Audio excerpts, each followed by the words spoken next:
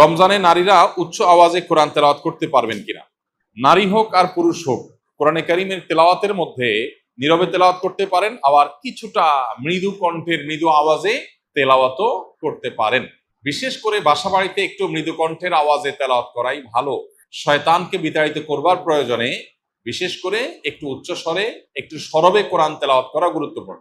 মেয়েদের কোরআন তেলাওয়াতের ক্ষেত্রে লক্ষ্য করতে হবে যে পরপুরুষের কানে যেন তেলাওয়াতের আওয়াজ না যায়, রাস্তায় বাসার বাইরে যেন না যায়, সেটা খেয়াল রাখতে হবে। বাসার ভিতরে যদি থাকে, পরপুরুষ বা গায়রে মাহরামের কানে যদি আওয়াজ যাওয়ার আশঙ্কা না থাকে, তাহলে কোনো অসুবিধা নেই।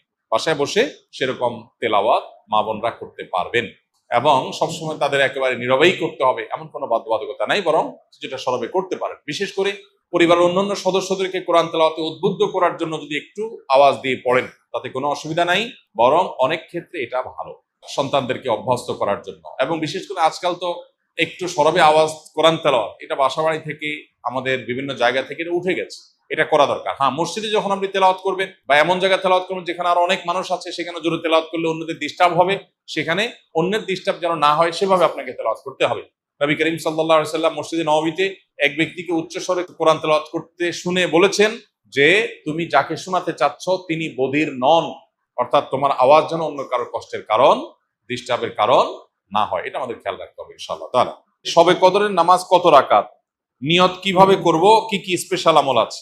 লাইলাতুল কদর বা শবে কদর যেটাকে আমরা বলি, এই লাইলাতুল কদরে দাঁড়িয়ে বেশি বেশি নফল নামাজ পড়বো আমরা।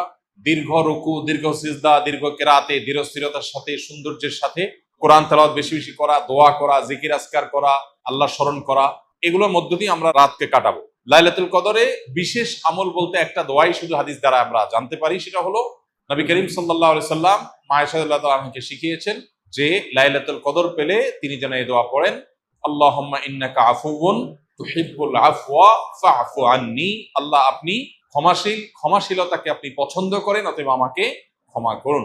এই দোয়া আমরা বেশি বেশি পড়বো। এর বাইরে লাইলাতুল কদরের বা শবে কদরের আলাদা কোনো নামাজের ফরম্যাট নাই যে এত সংখ্যক রাকাত পড়তে হবে এবং প্রথম রাকাতে অমুক সূরার সাথে অমুক সূরা এতবার, দ্বিতীয় রাকাতে তমুক সূরা এতবার, এরকম কোনো বাধ্যবাধকতা নেই।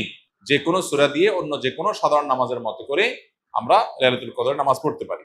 আর এর জন্য আলাদা কোনো নিয়ত নেই যে নাওয়াইতু আন উসাল্লিয়া সালাত লাইলাতুল কদর বা লাইলাতুল কদর নামাজ পড়ছি, এরকম কোনো আলাদা নিয়ত দরকার নেই। আমি লাইলাতুল কদর পড়ছি, আমার মাথায় আছে, এটুকুই নিয়ত ইনশাআল্লাহ যথেষ্ট হবে, এবং সুন্দরভাবে সালাত আদায় করা, নামাজ পড়াটাই হলো গুরুত্বপূর্ণ। একজন মানুষ ইতিকাফে বসে মোবাইল চালানো, মসজিদের ভিতরে দ্বীন ইসলামের ক্লাস ও মসজিদের ভিতরে ইফতার পার্টিতে অংশগ্রহণ করতে পারবে কিনা, এবং কেউ কোনো কিছু জানতে চাইলে ইতিকাফরত ব্যক্তি উত্তর দিতে পারবে কিনা?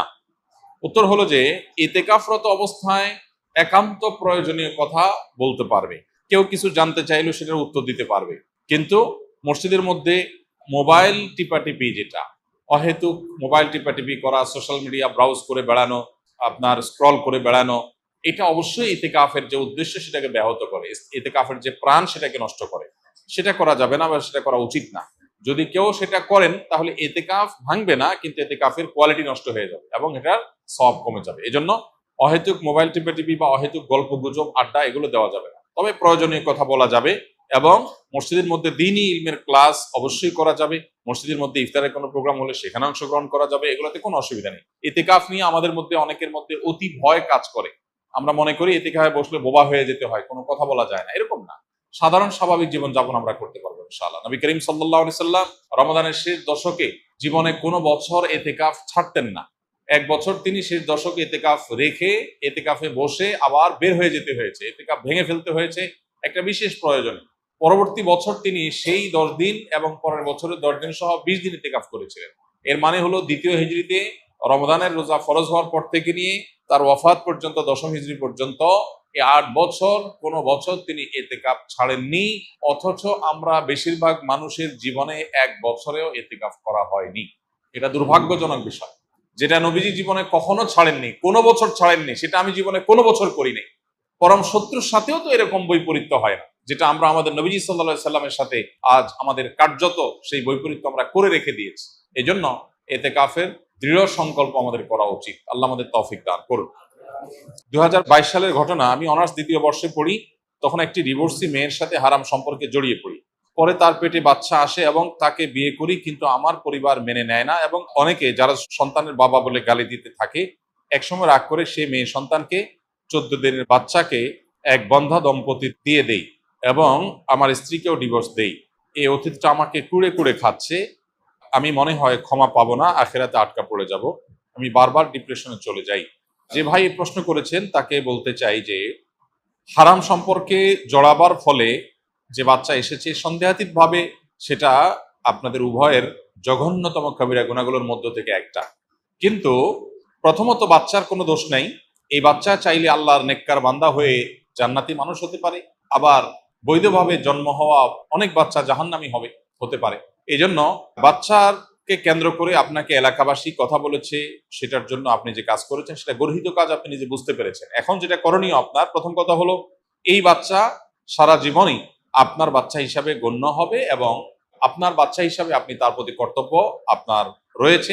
অতএব সেই বাচ্চাকে আপনি অন্যত্র দিয়ে দেওয়া এটা জুলুম। আপনি এটা রিকভার করার সুযোগ থাকলে রিকভার করবেন, তার টেক কেয়ার করা, তার প্রতি দায়িত্ব পালন করা করবেন। আর আপনার স্ত্রীকে আপনি যদি এমনভাবে ডিভোর্স দিয়ে থাকেন যে ডিভোর্সের পরে আবার, যদি আপনার ডিভোর্স দেওয়ার অধিকারই নাই, যদি আপনি বিয়ে না করে এই হারাম সম্পর্ক করে থাকেন, তাহলে ডিভোর্স এটা কার্যকর হয়নি। তাহলে আপনি এখন চাইলে তাকে বিবাহ করে নিতে পারেন এবং যে জেনা হয়েছে সে জেনার জন্য আল্লাহর কাছে আপনার তওবায়ে নাসুহা, সর্বোচ্চ লেভেলের তওবা আপনাকে করতে হবে। অতিরিক্ত ডিপ্রেশন শয়তান আমাদের মধ্যে সৃষ্টি করে, আমাদেরকে নিরাশ করে দেয়। আল্লাহ বলেছেন ওয়ালা ইয়াইআস মির রাউহিল্লাহি ইল্লাল কওমুল কাফিরুন, আল্লাহর রহমত থেকে কাফির ছাড়া আর কেউ নিরাশ হয় না। অতএব অতিরিক্ত নৈরাশ্য, আশাহত হয়ে যাওয়া, আল্লাহর রহমতের আশা একেবারে ছেড়ে দেওয়া, এটা কিন্তু কুফরি। অতএব এটা যেন না হয়। আমি যত গুনাহগারী হই না কেন, আল্লাহ তাআলা আমাকে ক্ষমা করতে পারেন। ক্ষমা করার ক্ষমতা আল্লাহর আছে এবং আল্লাহ ওয়াদা করেছেন আমি যদি অনুতপ্ত হই আর জীবনে কখনো জেনার ধারে কাছেও যাব না, আল্লাহ ইনশাআল্লাহ পূর্বের গুনাহ মাফ করবেন। আল্লাহর ওয়াদা রয়েছে। অতএব পরিপূর্ণ কায়মন বাক্যে তওবা করলে মাফ হবে। আপনি যদি মনে করেন যে না আমার গুনাহ কোনোভাবেই মাফ হবে না, তাহলে সেক্ষেত্রে আপনি আল্লাহর প্রতি কুধারণা করলেন, এটা বরং অনুচিত কাজ হবে। অতএব অতিরিক্ত ডিপ্রেশনে না গিয়ে আল্লাহর কাছে মাফ চাইতে হবে। আল্লাহ তাআলা আমাদেরকে আমলের তৌফিক দান করুন।